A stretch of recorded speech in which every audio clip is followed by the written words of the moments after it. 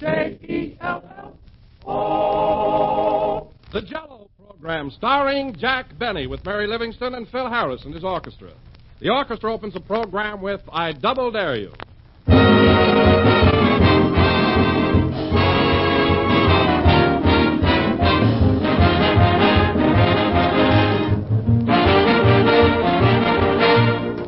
There's a play that recently opened in New York City called Hooray for What? Well, here's one answer to that question. It's Jell-O, and you'll all cheer for Jell-O because it's one of the grandest dishes you can serve. It's quick, it's inexpensive, it's delicious. And you can vary it in all sorts of ways to keep your menus different and interesting. Try Jell-O with sliced bananas or canned fruits. Decorate it with chopped nuts and whipped cream. Or make little tart shells and fill them with Jell-O. Oh, you'll think of dozens and dozens of variations because Jell-O's 6 delicious flavors lend themselves perfectly to all sorts of marvelous combinations. Strawberry, raspberry, cherry, orange, lemon, or lime. Just be sure you get genuine Jell-O, for only Jell-O brings you that delicious, extra-rich fruit flavor. Look for the big red letters on the box. They spell Jell-O.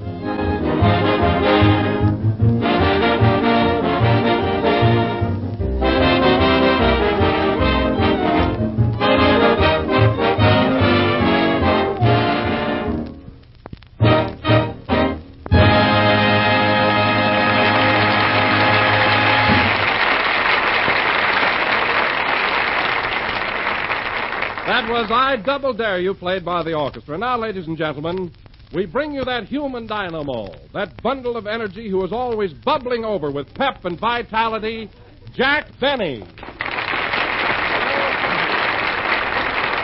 you. Hello again. This is Jack Benny talking.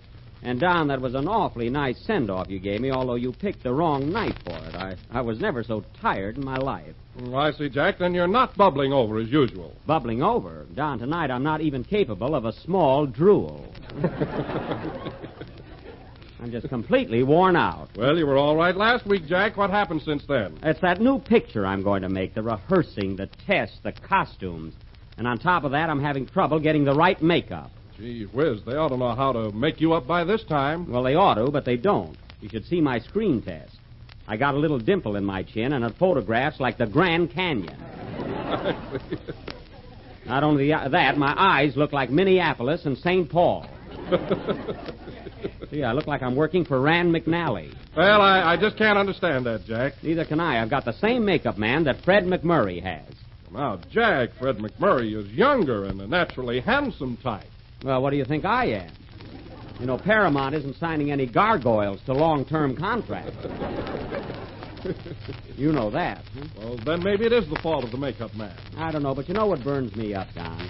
He dashes into McMurray's dressing room, puts a little powder on his face, and Fred is all set. Oh. Then when he comes over to make me up, he takes off his coat, opens his bag, and pulls out a blueprint.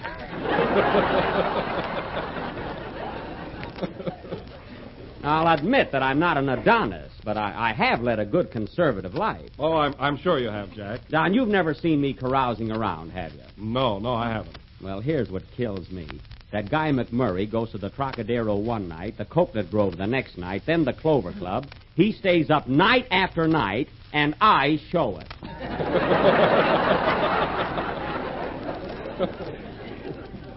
Anyway, I'll be glad when I get started on my picture and it's over with. Who's going to be your leading lady, Jack? Oh, hello, Mary. I didn't see you. What did you say? I said, who's going to be your leading lady? I told you last week. It's Francisca Gall, that new Viennese star. You remember I went over to her house to rehearse last Sunday night. Oh, yes, I remember. She invited Phil Harris, too. Yes, Curly Locks had to come along. Phil spent the whole evening teaching her how to do the Big Apple, and I sat there like a worm.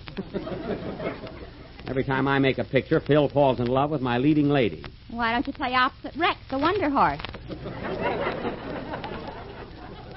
Thanks, Mary. I'd look fine with a horse on my lap.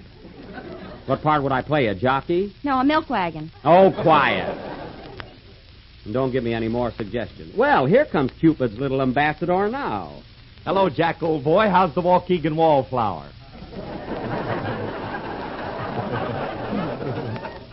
Fine, thank you. How's my kinky-headed leech? Oh, just dandy. I never felt better in your life. Well, stay out of my life. You certainly fixed up my rehearsal last Sunday night. I was there to work with Miss Gall, and you stand around distracting her attention. Well, I was just trying to be sociable. And then you had to suggest that I go out and buy some ice cream. What about it? Well, the least you could have done was eat it when I brought it back. Go on. I didn't want any ice cream. Oh, you didn't? Then what did you send me? Oh, I get it. You wanted to be alone with Miss Gall. I see. Gee, I thought there was something fishy about that ice cream. What flavor was it? Barracuda? I can't figure out how I could have been so gullible. Oh, hello, Kenny. Hello, Jack. What's eating you? Termites. I got a wooden head. Kenny, I always thought that you were dumb, but I'm really a sap. For plain, ordinary stupidity, I've got you backed off the map. Oh, I don't know about that. Now, listen, Kenny, I've got a date with a girl. Phil comes along. They want some ice cream, and I go out for it. Top that. All right.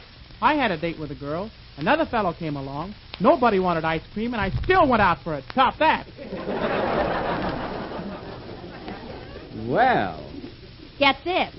I had a date with a fellow once. His girlfriend came along and hit me in the face with a banana split. I don't think that's so funny. Well, I laughed. Yeah, and the banana split. Why, Kenny, that's a nifty. Yeah, I wish I could think of one like that every week. Well, go ahead and sing before you have a brainstorm. Banana split. Wasn't that awful, Mary? Yeah, it's a good thing he can sing. Yeah.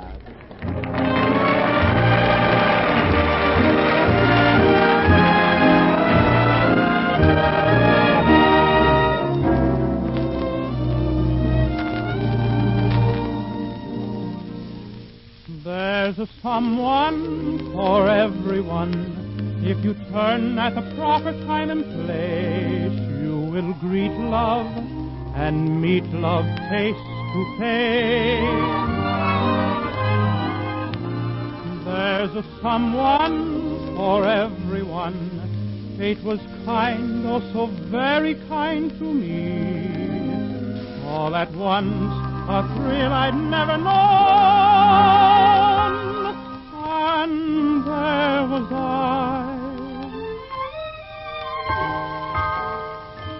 looking at you.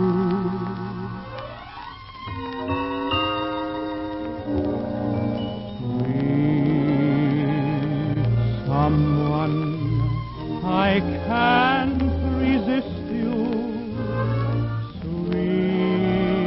Someone, oh, I've missed you. Where have you been all these nights, all these days? Where was that smile that is driving me crazy? Sweet someone, I'm glad I found you. I'm building my world around you. For heaven sent you and meant you to be a sweet, adorable someone for no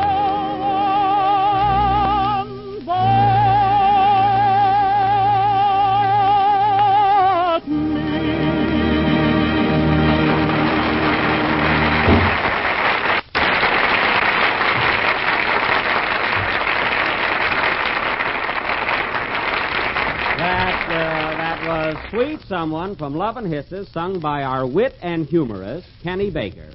And now, ladies and gentlemen... What are you laughing at? Sliced banana. Banana split. And now, ladies and gentlemen... Go away, Kenny. As we announced last Sunday, tonight we are going to present the outstanding achievement of the Benny Guild. Our own dramatic version of Samuel Goldwyn's screen triumph, The Hurricane, or I'm Forever Blowing Bubbles. For the benefit of those who haven't seen the picture, the locale of our play is the little island of Manakura in the South Seas, which is just halfway between Tahiti and Bismarck, North Dakota. I will play the part of Governor DeLodge, as mean a man as ever ate a popsicle at a hanging. Mary Livingston will play the part of Germaine, my wife. I will not. You will, too. Now, Don Wilson will be the captain, and Phil Harris will be the doctor. Why can't I be Phil's wife? Because he hasn't got a wife. Now, Kenny will be... Then why can't I be Don's wife? Look, Don hasn't got a wife either. He's just got a boat. Well, why can't I be Don's boat? Mary, you're going to be my wife. If it'll make you any happier, I'll put a sail on you.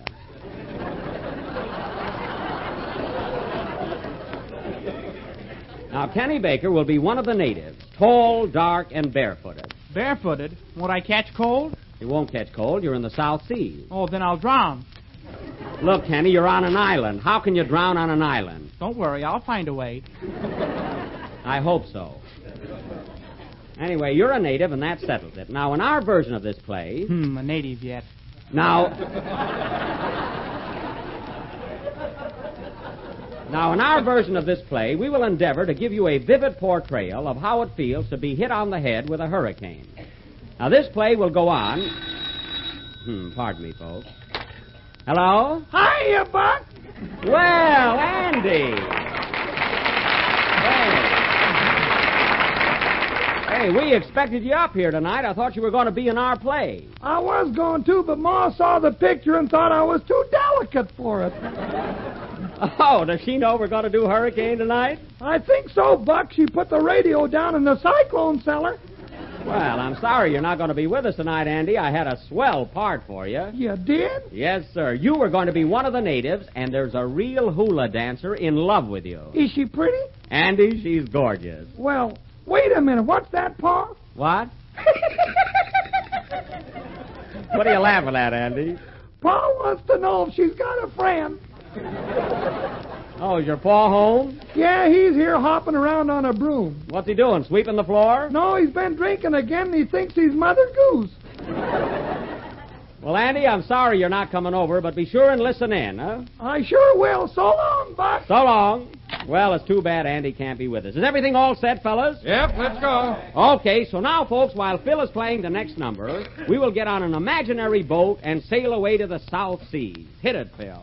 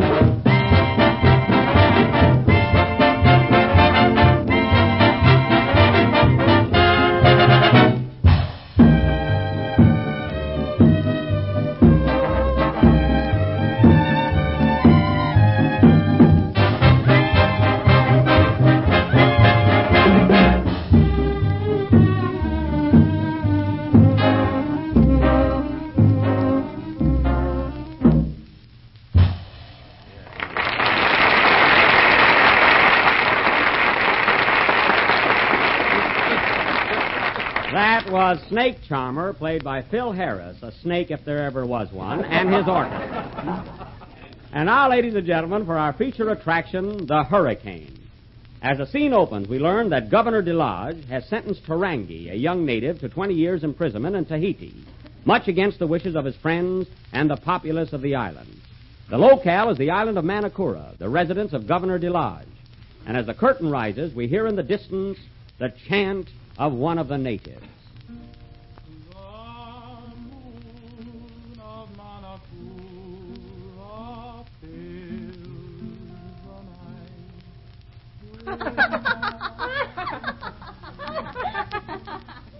Ah, how happy and carefree the natives are on this island. How peaceful is this paradise, lost in the middle of a vast ocean. Yes, Captain, you're right. But there's only one thing wrong. I know what you mean, Doctor. We're governed by the meanest, cruelest tyrant in all the South Seas, Governor Delage. That's me, folks. He's hard, he's stubborn, he's merciless. Yes, he's just a tropical meanie. You're right, Doctor. I wish he'd get sick so I could give him the wrong medicine. To him, the law is everything. Nothing else matters. Here comes the governor now. Look unhappy. Good evening, Governor. Good evening, Governor. Grr. That settles that. Governor, we're here to see you about... Silence, gentlemen. You came here again to ask me to pardon that native boy, Tarangi. You're wasting your breath. I sent him to prison in Tahiti, 600 miles away, and there he must stay. But, Your Excellency, it was such a trivial offense. Bah! The captain is right. Why such a severe penalty? Because it's the law.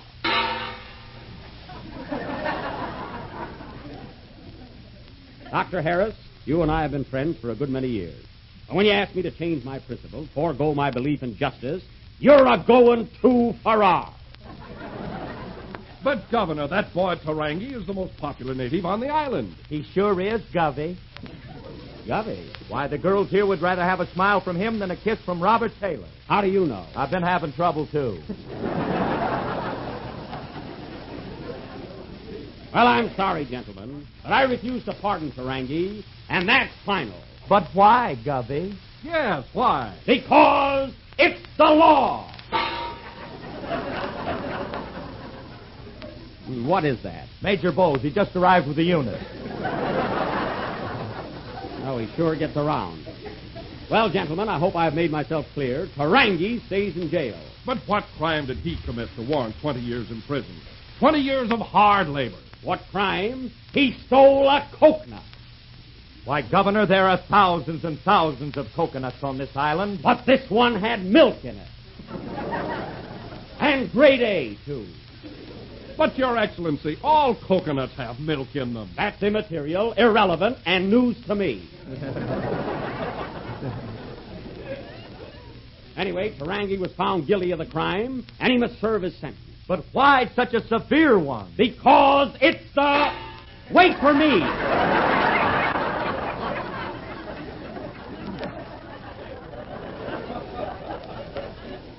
Anyway, I'm boss around here. Come in. Hello. Ah, my good wife. Ah, my no-good husband. What have you got in that basket, darling? Coconuts. Coconuts? Where did you get them? Don't worry, I bought them. Well, I'm glad to hear that. But I stole the money out of your pants.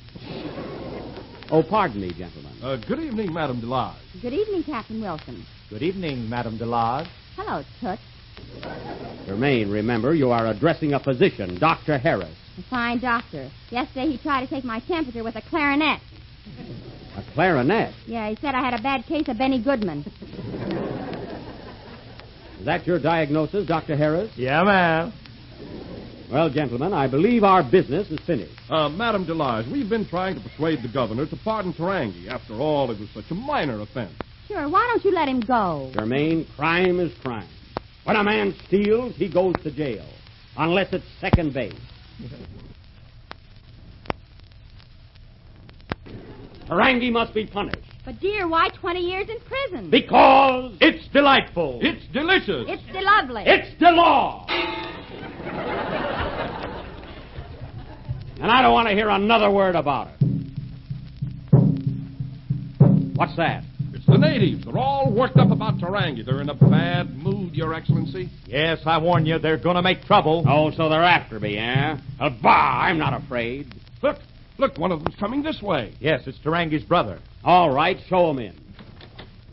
Oh, so it's you, Kenny Lua. What do you want this time? Anna, Pubi, Kapua, Boca, Tarangi. Tarangi Yuki Zuba Lua. Zuba Lua Kona Kika Karango. Watch your language, son.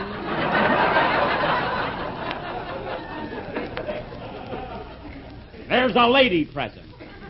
Oh, I'm broad-minded. Germaine, go to your room. Oh, Pokakua Maluka. Germaine, do you know what you're saying? No, and neither do you. Now listen to me, Kenny Lua. Hola, you got Tarangi. Tarangi Pabula Kapua Mola Soopi Tila. And that's Guba Gula. Oh, go sit on a Takalua. A fine native. You'd better be careful, Gubby. They're not going to take it on the chin forever. As long as I'm governor of these islands, the law will be upheld. I've made up my mind about Tarangi. Nothing can swerve me. Nothing can move me. Wait till that hurricane comes along. Hurricane, bah. We haven't had a hurricane here in 20 years. It doesn't worry me. Then why they got your toupee tacked on? Because It's the law!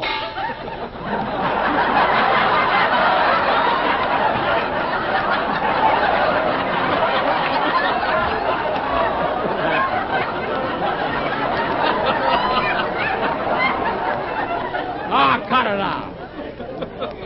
Well, gentlemen, if you'll excuse me now, I'll retire. I've had a very busy day. Will I be seeing you tomorrow, Captain Wilson? No, I think not, Governor. I'm sailing with the tide. I have a jello cargo for Pango Pango. Well, good luck-o. Goodbye, all. Seems to be something very peculiar in the air tonight. An eerie feeling. Have you noticed it, Doctor? Yes, and I don't like it. I remember 20 years ago when this same peculiar wind... Ah, quiet. What's that again? The natives. They're sending a message of warning. They know when there's a hurricane brewing. Bah. And look at the birds heading south. They're flying away. Well, let them fly. Yeah, we'll show them something in a few minutes. Why? You two make me sick. I'm going to bed. Ooh, gee, I'm scared. Why, it's nothing but a little wind. We've had wind before. Good night, darling. I'll see you in the morning. Look for me over Pomona. A little breeze isn't going to scare me. Fasten those shutters. What shutters? Those are my ears. Well, fasten them. Okay, throw me a bobby pin. Governor, Your Excellency, Tarangi has escaped from prison. Tarangi escaped? Yes, and he's right here on this island. Well, I'm going to get him, and he's got to go back. I'm going out to find Tarangi, and when I do... Answer the phone, Germaine. Hello? Yes? Governor Tarangi. Tarangi? Give me that phone. Hello, Tarangi. Hello, Stanza.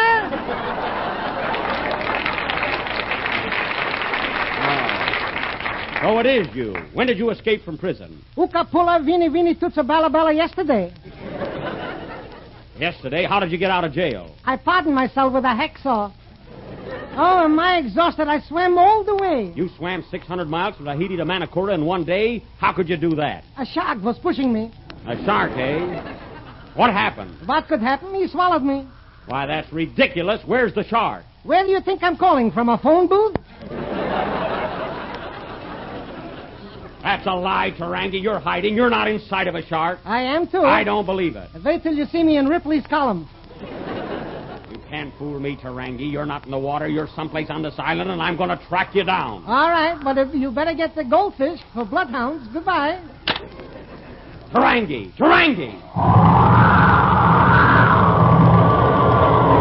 I'm going to put him back in that cell if it's the last thing I do. Captain Wilson, get the iron. Okay. You'd better wait until the storm blows over, Gov. We'll need every man on the island. This is a fine time for a wind. Look, Your Excellency, the natives are taking to their boats. Let them go, the fools. They won't find it any safer out there.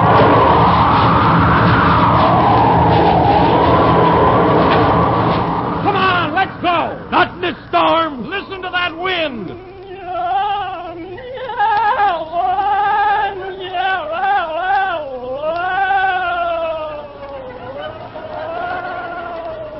What's that? Mother Nature's gargling. Germaine, this is no time for levity. Captain Wilson! Prepare your boat for immediate sailing. Aye, aye, Governor. But look, the boat is gone. The boat's gone. Where is it? That ain't the China Clipper flying over us. Germaine, stay close to me.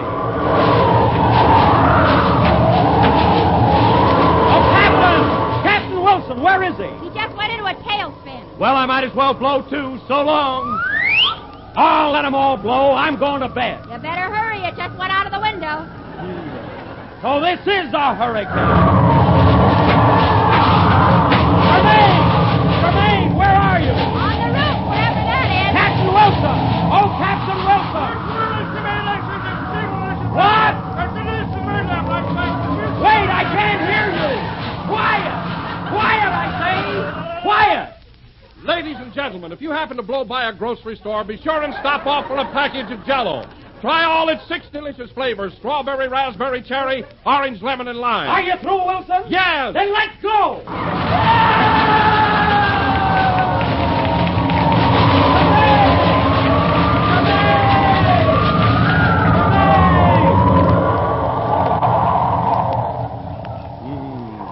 The storm is subsiding. Everything is swept away, leaving nothing but desolation in its wake. Not a bird, not a flower, not a tree left on this island. Nay, not even a coconut. Ouch.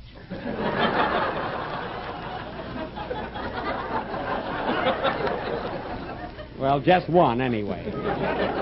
Ah, my poor little wife. Where is she? Germaine. Germaine. At last she's gone, too. Good heavens, what a storm that was. What a wind. Come in.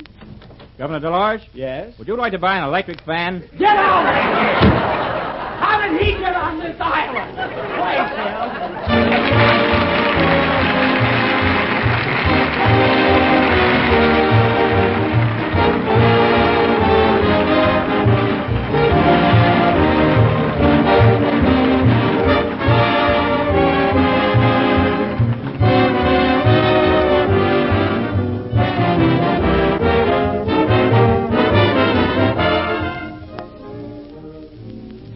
Here's a swell suggestion for this time of the year, and it's something new and different. It's orange Jell-O salad, a delicious new way to get a touch of sunshine into your winter menus. It's easy to make, and it's inexpensive, too. Dissolve 1 package of orange Jell-O, chill until slightly thickened, and then fold in 2 oranges cut up into sections, 1 cup of diced celery, and a teaspoon of vinegar. Chill until firm. Orange Jell-O salad is lovely to look at with its clear golden beauty, and it's grand to eat with oranges and crisp celery making a new and unusual combination. So try this attractive new salad tomorrow. Just be sure to use genuine Jell-O, for Jell-O brings you that luscious, extra-rich fruit flavor. So remember, whether it's for salads or desserts, always ask your grocer for Jell-O.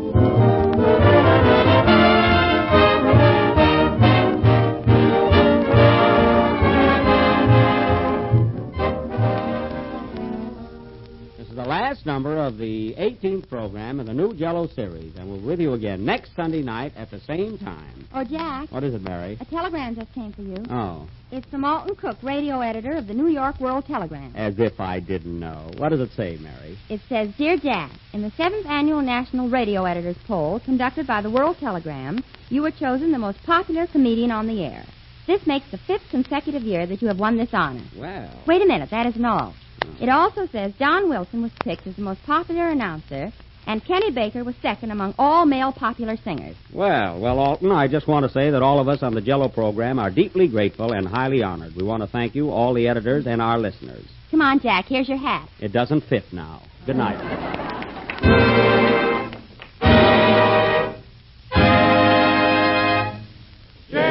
Jell-O.